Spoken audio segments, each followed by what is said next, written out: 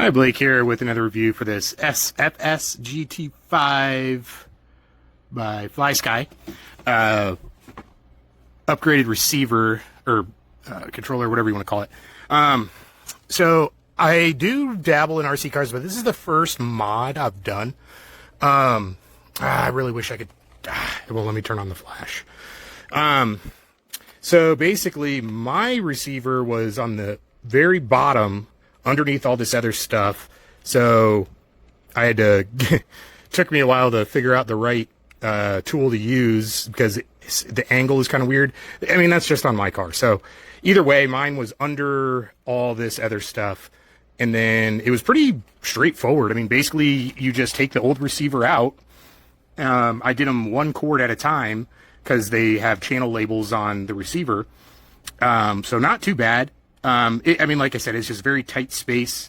You know, you have to have pretty nimble, tiny fingers to kind of get some of it in there because it was also kind of tricky to get all the cords back out without crunching them. But yeah, not too bad. The remote itself is really cool. So you can control all this other stuff. So this has 6 channels possible. The one that came on the car only had 3, and then plus another for like the battery and fan connection stuff. On the, what was it?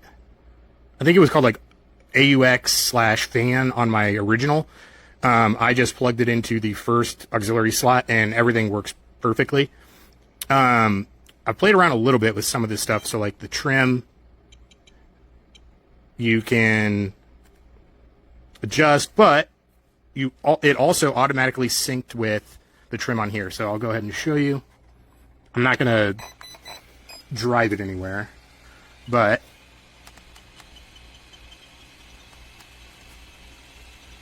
oh, it might not turn very well on. Let me prop it up a little on my foot here. There we go. Okay, so let's do the steering trim.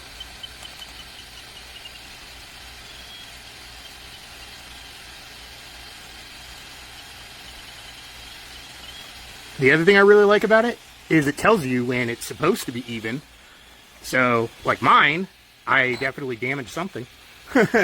So I had to turn up the right... I did not mean to do that.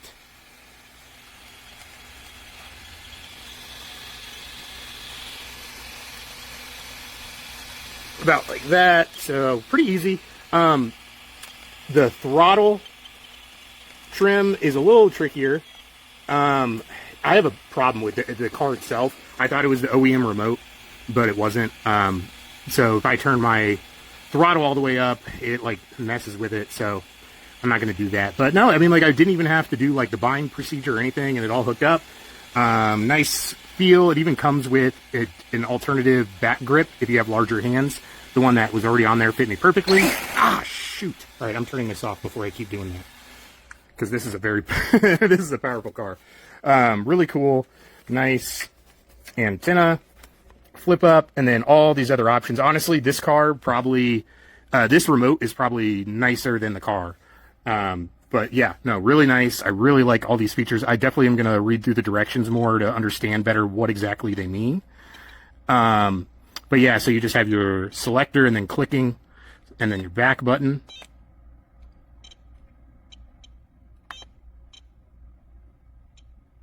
And then, yeah, like I said, I just don't know what some of this stuff does, but really nice. I would definitely recommend. The only thing I don't like about it, and this might be one of the settings, I'll have to play around to find out. I really wish, because my big issue is I want more resistance, like in the throttle, because especially when you're dealing with really high powered cars, like this can go up to like 45 miles an hour. So I really wish...